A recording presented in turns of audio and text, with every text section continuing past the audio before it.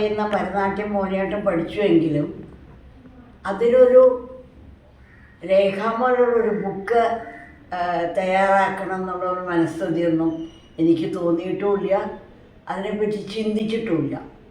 അങ്ങനെ ഇരിക്കുമ്പോൾ നമ്മുടെ ഭാഷാ ഇൻസ്റ്റിറ്റ്യൂട്ടിലെ തമ്പാൻ സാറും ജയേഷ് സാറും ഒരു ദിവസം എന്നെ വിളിച്ചു ചോദിച്ചു, ടീച്ചർ മോഹിനിയാട്ടത്തിനെ പറ്റി ബാലസാഹിത്യ ഇൻസ്റ്റിറ്റ്യൂഷന് പഠിപ്പിക്കാൻ, അതായത് ചെറിയ കുട്ടികൾക്ക് പഠിക്കത്തക്ക വിധത്തിൽ ചെറിയൊരു വിവരണത്തോടു കൂടി, നിങ്ങൾ പഠിച്ച തിയറി പോലെ വേണമെന്നില്ല, അത് ചെറിയൊരു വിവരണത്തോടു കൂടി ഒരു ചെറിയ ബുക്ക് എഴുതി തരൂ എന്ന് ചോദിച്ചു.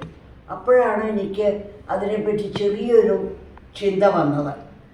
അപ്പോൾ ആ സമയത്ത് എൻ്റെ കൂടെ നിന്നുള്ള പൊതുവാളിനെ പോലെ തന്നെ വളരെ പ്രിയപ്പെട്ട ഒരാളാണ് രവിശങ്കർ. അദ്ദേഹം എന്നോട് ഒരു ദിവസം ചോദിച്ചു, ടീച്ചർ ഈ മുദ്രകളൊക്കെ നമുക്കൊന്ന് ഫോട്ടോ എടുത്താൽ എന്താ എന്നോട് ചോദിച്ചു. അപ്പോൾ ഞാൻ പറഞ്ഞു, മോനെ അത് ആരും ഇതുവരെ എന്നോട് പറഞ്ഞിട്ടില്ലല്ലോ. പക്ഷെ അദ്ദേഹത്തിൻ്റെ ഒരൊറ്റ നിർബന്ധപ്രകാരം ബിന്ദുജയുടെ കൈകൾ മാത്രം, കൈകൾ വെച്ച് അതിൽ ഹൽത്ത തേച്ചിട്ട് അത് ഒരു നീല കർട്ടൻ ബാക്കിൽ വെച്ച് ആ വ്യക്തിയുടെ ഒരൊറ്റ മനസ്ഥിതിയോടുകൂടി ഈ പറഞ്ഞ 31 മുദ്രകൾ അസംയുക്തവും സംയുക്തം 24 എടുക്കേണ്ടായി. പക്ഷെ അന്ന് ഈ ഒരു ബുക്ക് ചെയ്യാൻ അതിന് പ്രയോജനപ്പെടുമെന്നോ അല്ലെങ്കിൽ അത് ഇതിന് ഉപയോഗപ്പെടുമെന്നോ ഒന്നും എനിക്ക് തോന്നിയിട്ടില്ല. കൂട്ടത്തിൽ അപ്പോൾ എന്നോട് പറഞ്ഞു, ബിന്ദുജയുടെ 2-3 പോസസ് ഡ്രസ്സ് ചെയ്ത് എടുത്തൂടെ ടീച്ചർ എന്ന്. അപ്പോൾ അതൊരു വേദവാക്യമായിട്ട് അന്ന് തോന്നിയില്ലെങ്കിലും ഈ ബുക്ക് എഴുതിയപ്പോൾ അദ്ദേഹത്തിൻ്റെ ആ വാക്കിനെ അങ്ങേറ്റം ബഹുമാനിച്ചുകൊണ്ട് തന്നെയാണ് ആ ബുക്കിലെ സകല മുദ്രകളും ചലനങ്ങളും ഒക്കെ ഞാൻ അവതരിപ്പിച്ചത് രവിശങ്കറിൻ്റെ പടം വെച്ചിട്ട് തന്നെയാണ്.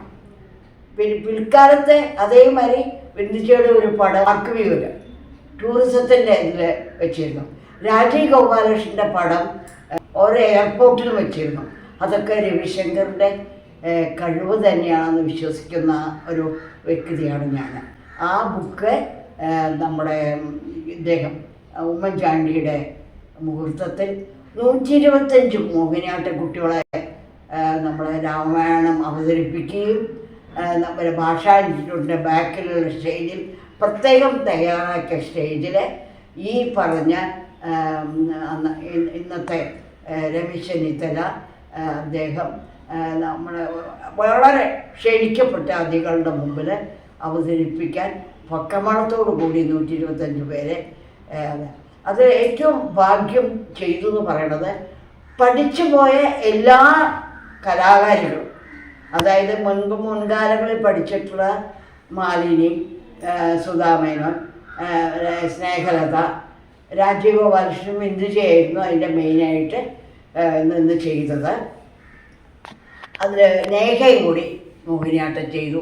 നമ്മുടെ ഇൻസ്റ്റിറ്റ്യൂട്ടിലെ കുട്ടികൾ ഇന്നത്തെ തലമുറ മുഴുവൻ കളിച്ചത് കൂടാതെ പഴയ സകല വിദ്യാർത്ഥിനികളും ആ സമയത്ത് എൻ്റെ ശരിക്കത് 70 വയസ്സ് തികയുന്ന സമയത്തായിരുന്നു ആ ബുക്ക് റിലീസായത്. അപ്പോൾ അത് എല്ലാവരും ആഘോഷിച്ചത് 70ാം വയസ്സിൽ ടീച്ചർ ഇത് ചെയ്തുവല്ലോ എന്നുള്ളതാണ്. അന്ന് നട്ടുവാദം ചെയ്തതും ഞാൻ തന്നെയാണ്. അപ്പോൾ അങ്ങനെ ഒരു ഭാഗ്യം ഭാഷാ ഇൻസ്റ്റിറ്റ്യൂട്ടും നമ്മുടെ ജയേഷ് സാറും നമ്മുടെ തമ്പാൻ സാറ് ചെയ്തു. അതുപോലെ തന്നെ ഭരതനാട്യത്തിലെ ശാസ്ത്രവും ചരിത്രവും ഒരു ബുക്ക് എഴുതാനുള്ള ഒരു ഭാഗ്യം ഭാഷാ ഇൻസ്റ്റിറ്റ്യൂട്ടിൽ തന്നെ തന്നു. അതിൻ്റെ നവരസങ്ങൾ, അതിൻ്റെ മുദ്രകൾ, അതൊക്കെ ഞാൻ പറഞ്ഞല്ലോ, ആദ്യമേ പറഞ്ഞിരുന്നു. മോഹിനിയാട്ടത്തിൻ്റെ മുദ്രകൾ പോലെയല്ല ഭരതനാട്യത്തിൻ്റെ. അത് രണ്ടും മാറി പഠിച്ചിട്ടുള്ള ഒരു വ്യക്തി എന്നുള്ളത് വളരെയധികം അത് തിയറിപരമായിട്ട് പ്രാക്ടിക്കലായിട്ട് അത് മനസ്സിലായതുകൊണ്ട് ആ ബുക്ക് 2 ബുക്കും റിലീസ് ചെയ്യാനായിട്ട് അന്ന് സാധിച്ചു. ഇത് ജോസഫ് സാറാണ് വിദ്യാഭ്യാസ മന്ത്രി അന്ന് ഈ ബുക്ക് റിലീസ് ചെയ്തത്. അങ്ങനെ ഒരു ഭാഗ്യം 2 ബുക്ക് എഴുതി ചെയ്യാൻ വീണ്ടും കുച്ചിപ്പുടി ചെയ്യണം, അതിനൊരു ബുക്ക് എഴുതണം എന്നൊക്കെ പറഞ്ഞു. എങ്കിലും അത് മുന്നോട്ട് പോയിട്ടില്ല. അതുകൂടി ചെയ്യണമെന്ന് വലിയ ആഗ്രഹമുണ്ട്.